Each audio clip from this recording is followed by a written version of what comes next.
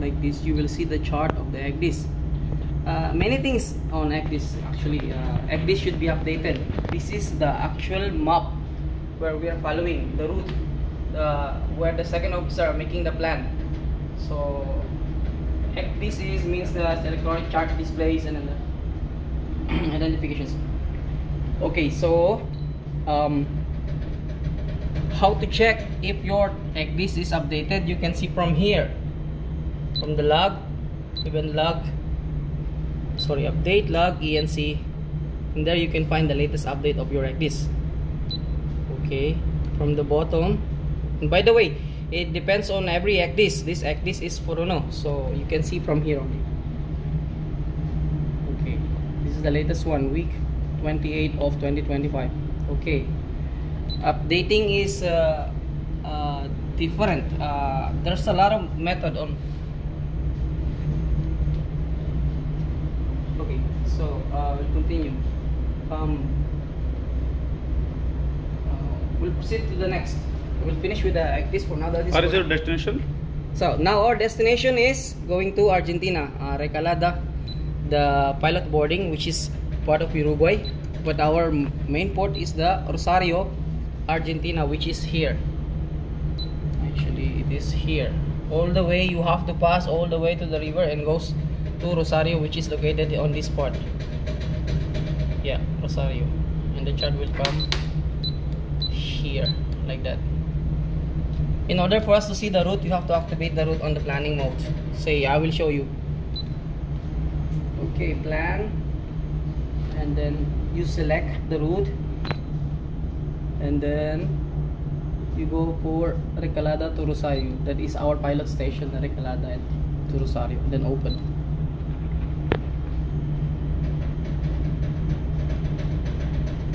Okay, then let's move this out, and this is the route all the way going inside. It looks messy because there's a lot of waypoints there until you reach the Rosario. Okay, so we can zoom in now to see the river. This is actually what we call the river passage. You see, there are many passages actually. It depends on the pilot where we're going to pass. At the moment, we prepare the best passage, that route that we can pass. Actually, it's a deep water route. Okay. And our duty is always to check and monitor if the under clearance, or what we call the UKC, checking properly. All warnings, nav warnings, informations from the pilot, shore informations. There. It's a very long river.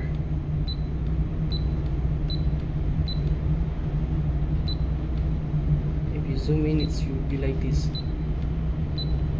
Very long river.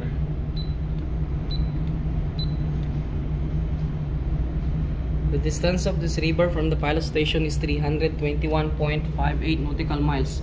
So the ETA to that, or the duration of that, it depends on how the pilot, or what speed the pilot will use on the river passage. Most probably it will take about 593 kilometers. This is 593 kilometers. Okay. Okay, so let's go on the other side. Enough for our ECDIS. There's a lot of things to discuss there. So this is what you call the S-band radar. S-band radar. Now we are on 12-mile range. Actually, we have two radar on board. What we call the X-band and the S-band. Okay. For the X-band, this is always set as the two radar should not be set on the same range. It's always one is higher than the other one, so you can see clear view on the other traffic or targets. And here you can see it was quiet in the other one. Still again is showing. Okay, we have one target at the moment. We just overtake this vessel, Velostar. She's going to same place, Argentina, and then she will be on the list schedule on the same berth where we're going. Okay, So let's go here. Order printer unit.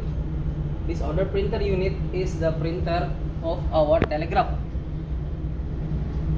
where you can see the bridge control and the control locations printed out. This is the satellite compass main panel and the AIS control panel.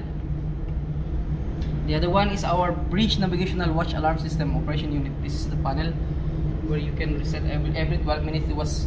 Alarm will come if you are not pressing the reset buttons. The reset buttons are found in different places. One we have here, starboard and port, and in front also of the bridge, starboard and the front, and also on the bridge wing, port and starboard. And also, by the way, it will automatically reset when you are pressing or touching our S1 radar, and the steering, the course set, and then the X-band radar.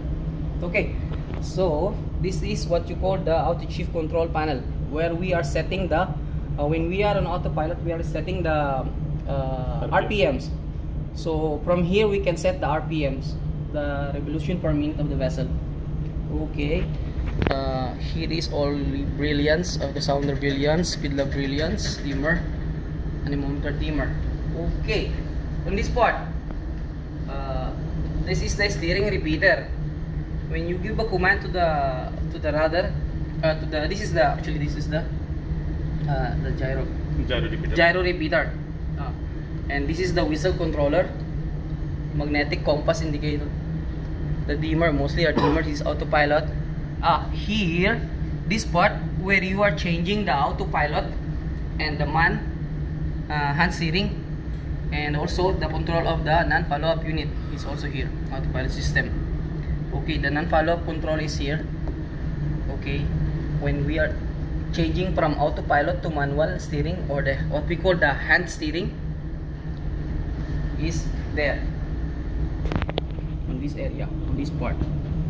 Okay, and this is the okay. Let's go here. This is the autopilot annunciator, dimmer, mostly are dimmers. Dimmer for overhead, dimmer for universal data display, and this one is the BDR. Yeah, as you can see, let's look it. We have one alarm. That the alarm is showing because we switch off our echo sounder. If the echo sounder is, since we are running in a deep sea, so we cannot. There's no need for us to use the echo sounder, so we keep it off only. That's why it's showing one alarm. BDR. This is a video data recorder. So this is the GPS display unit. Let's go. It's showing our GPS position. Okay, and these are the emergency powers. This is for our steering gear alarm panel, and then this is our steering gear motors, steering gear number 1 and number 2. Now we are running in number 1 only. So, but during maneuvering, if there is a pilotage or some river passage, we are switching on to 2 pumps or 2 steering motor. Emergency alarm. Oh, very important. When anything happen, like for emergencies, like boat alarm, fire alarm, you know, like that, we have to press this general alarm. You can see the button here. You have to lift the lid, and this is the manual pressing the button, and this is the automatic. When there's an alive drill or something, or a real alarm, you should go and press the alarm from here, general emergency alarm button. Okay, and these are the dimmers, so you can see clearly if it is functioning well. The hand slip lock, and then this is the, let's go this part. This part is the public address main remote control unit. How we use this one is, of course, for announcing any kind of announcement for the crew. Most commonly is if there's a drill, let's say fire drill or boat drill, or changing of time like advance or retard hour. So you will use this public address like that. So this is the gyro compass operations. So which is this unit shows our gyro compass. How many gyro with you? Oh, we have one only. We have two here. Two gyro compass. Two gyro compass, yes. We Gyro use 1 the and number gyro one. 2. We use the number one after that. We are using number 1 only. Okay. So let's go to this. This part is the X1 radar. X1 radar is the one that's showing when we are using the SART. Only on X1 radar you can see the echo of our SART. SART is what we call the search and rescue radar transponder, which is located here. On board we have two SART. One is inside our lifeboat, which is located in the aft area, and the one is here. Okay, so let's go back to the panel so we will not miss anything. Okay, this is the steering stand, no? Emergency steering. This is where we drive the ship or we steer the ship. Okay, this is the Hand steering steering. wheel. This is the steering wheel. Okay, so and this is of course this telephone engine room, intercom. This is auto telephone directories and numbers. Okay, this is the directory for this one, and this is the directory for this one. X1 radar I already mentioned. So same, our X1 is Furuno. It's working satisfactorily every month, same like the other one. Every day testing of this one, checking the performance with regards to the traffic, to the target and all, and at the same time we have to do the performance test every month. Okay, so this is the BNWAS, reach navigational watch reset button, same like for the other one I was discussed already. This is our ECDIS number 1 display unit. So same with the other ECDIS. This is where we're doing the planning of the route and the passage. So everything should be there. It's a lot of things to explain. It will be more than 1 hour. So that's it for now. And planning and navigation is there. For planning, you go to plan. For the charts updating and the ordering or putting the charts, you go to the charts. The details next time. And the navigation is on navigations. Okay, here is the CVS. Left CVS is there and the right CVS there. CVS means clear view screen. This is when the visibility is restricted due to strong rain and all. We have to run here. Heater is here and the wheel is here. It is a glass light spinning. That round one, the circle one. So this is CVS, right and left. This one is wiper. Okay, of course. Wiper is like same with the car.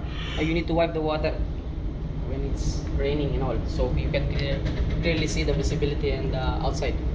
Okay, let's go to this one. VHF number 1, very high frequency transceiver. So same thing with the other VHF, which we use for communicating on other vessels and stations. And VTS, vessel traffic services. This is the one. And this is the glass heater control. Our glass is controlled with some heater also, so we control from here. This means like when it's getting cold outside, cold outside and warm outside and cold inside, so it creates a fog. So we use the heater. It will balance the temperature of the glass and we can see clearly. Okay, DIMA red light. This is DIMA red light. Is that red light? Okay, so much. Distress alert received. When we receive a distress alert or message, alarm will come on this panel. DIMA mute alarm and all. And then this is same like distress alert received call unit. Just alert resetting from alarm here. Also another important thing is navigational light control panel and the signal light control panel. So this navigational light is the one which is for navigation, the board and starboard, red and green, the anchor light, the mast light, which is the white one, and then the not under command lights, and you see aft light, stern anchor lights. During anchorage you have to switch this on. For navigations, mainly is our mast light, side lights, port and starboard, aft mast lights because we have 2 mast lights, and stern lights. Okay, and these are for the normal lighting on deck, accommodations, hatch, forward stations, aft stations and all. GMDSS. Let's go here. GMDSS. Okay, GMDSS. So this is the Inmarsat Sea terminal. Also, our using for our long range terminal. Okay. Now, since we are on nav area 6. Ocean area? Sir? Which ocean area? Ocean area. We are on ocean area. Here showing Indian Ocean area. But we are already coming the Atlantic Ocean. Yeah. Okay, and then wait, go to the designated navarias. In designated navarias, you will see the Ocean region. ocean region. We go change. Western. Antarctica. Okay, change now. Okay, but this is set automatic, sir. Okay. So this, what is this? Which one?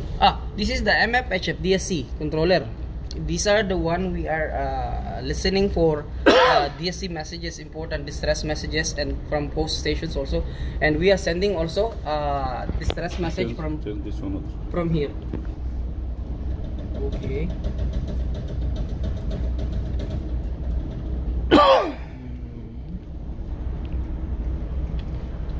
This is set up. This is already set to nav areas 5 and 6 and 4 ocean. We will set to West Atlantic. Okay. Check the area also. Leave this. This one. This one, the FBB handset telephone. Okay, and these are the informations of the vessel we required, power fit, and these are the printers of our log warnings and meteorological forecast that's coming from our Inmarsat. Okay. What is this? This is our CCTVs. So we install CCTV in the engine room, in the incinerator area, lower platform, port and starboard gangway, bridge wings, port and starboard, aft stations. Okay. There are all 8 cameras running now. For today. Yeah, that is for today's video, and then tomorrow we will post again some important informations and video about the vessel. Thank you guys. Thanks for watching.